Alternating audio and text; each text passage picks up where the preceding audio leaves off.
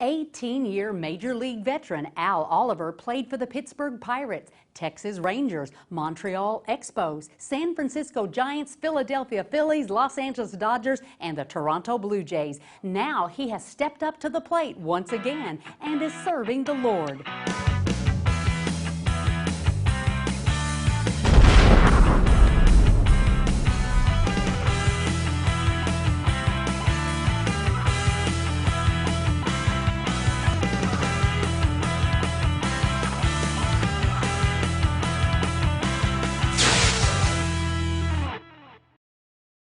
Al Oliver played professional baseball for 22 years, 18 of those in the major leagues.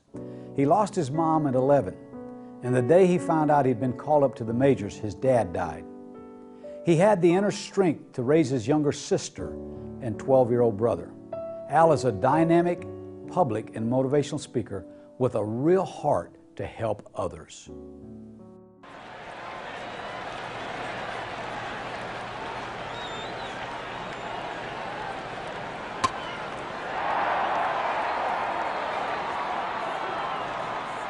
Al, how did you get started in professional baseball? In 1964, I was a graduate of Portsmouth High School. And at that time, in May of 1964, what I had done, I signed a basketball scholarship to go to Kent State University. And then all of a sudden, I changed my mind. I went to a Pirate Trout camp. I looked pretty good down there. And as a result of that, you know, my dad, who was an ordained deacon, he said, okay, you could go. But I had to get a release from my junior American Legion coach.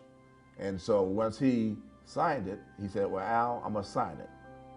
Very reluctant to sign, because he said, you won't be back. You actually just went down and walked on and tried out for the Pittsburgh Pirates at 17 years of age? Amazing. And so I went down and signed, and Dad was always concerned about me getting a college education.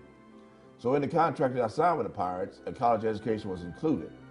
But in fine print, if I stayed out of college for 2 years, it was nullified. And so that did happen. But I could not have signed with a better team. It was a better fit for me. And what they were concerned about, and what was easy in the Pirate organization, they had a lot of black players and a lot of Latin players, where some of the other teams did not.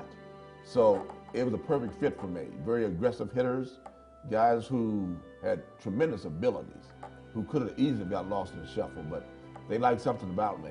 Al, you came up at a time when, you know, there was a lot of racial tension going on in America. Did you face a lot of discrimination when you came into professional baseball?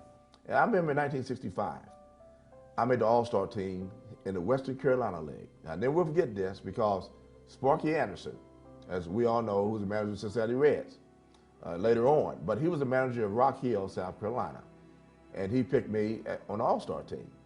So all of a sudden, I had to go to the restroom. So I go to the restroom, and I look around, and it said white and colored. First time I've ever seen that in my life. I'd heard about that, you know, when I was in high school and all that, the integration and segregation and all that, but I saw it. But it didn't matter to me at that time. I had to go pay a water bill. So I went on in there anyway. Yeah. And so, but that was the first time I've ever seen anything like that. And so those things did happen. Of course, on occasions, you know, you might get a few cat calls, you know, from the stands, but that was part of it. I didn't like it, because I wasn't used to it, but I adjusted. You know, if I did hear a bad word, you know, I try to hit the ball just a little bit harder. But did any of that stuff affect you as you were coming up? No, and I think the reason why was my dad, being from Montgomery, Alabama, he never ever talked about race. And so he allowed me to go out into the world and find out for myself. And I did. I found out that, hey, we all are human. And so I was just as good as anyone. Not saying I was better, but as a person, I was just as good as anyone. So that was instilled in me when I was young. So I never was intimidated by other people of different races or cultures or whatever. And I'm the same way to this day. You know, I always look at people as people. Right. And I'm glad that I was raised the way that I was, because if I had not, I'd have been an angry young man. Al, what were some of the highlights of being a professional baseball player? Well, of course, my first Major League base hit was against the Cincinnati Reds. But I have to admit, my first Major League at bat, I struck out against the Cincinnati Reds. So I made my major league debut against the Reds, September the 23rd, 1968. And that was a big thrill. It was a bittersweet time for me because I had just left Portsmouth, my dad's funeral. Oh.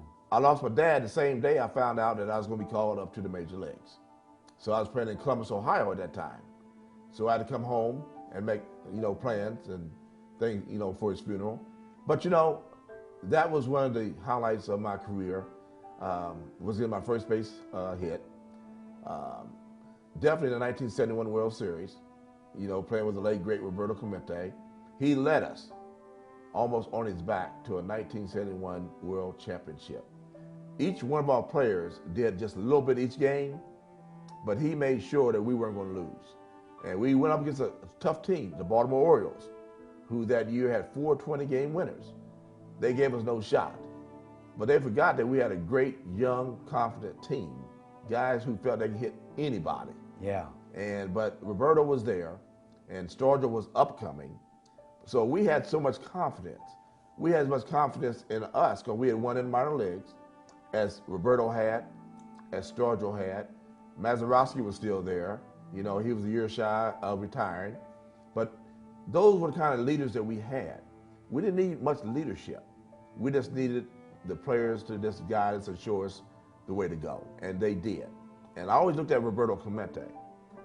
He led me as a Major League Baseball player, but my dad led me as a human being. 1982, I was fortunate enough to win a batting championship with the Montreal Expos. From a personal standpoint, that was a great season where I led the league in 5 offensive categories.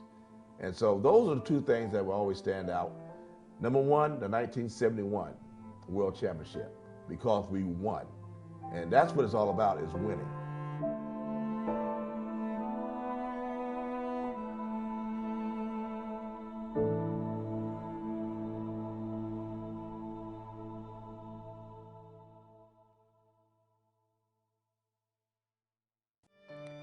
Friend, I don't care what you're going through. I don't care how many times you've been knocked down. I don't care how much pain you've suffered. There is hope and there is help for you. We have a group of men here.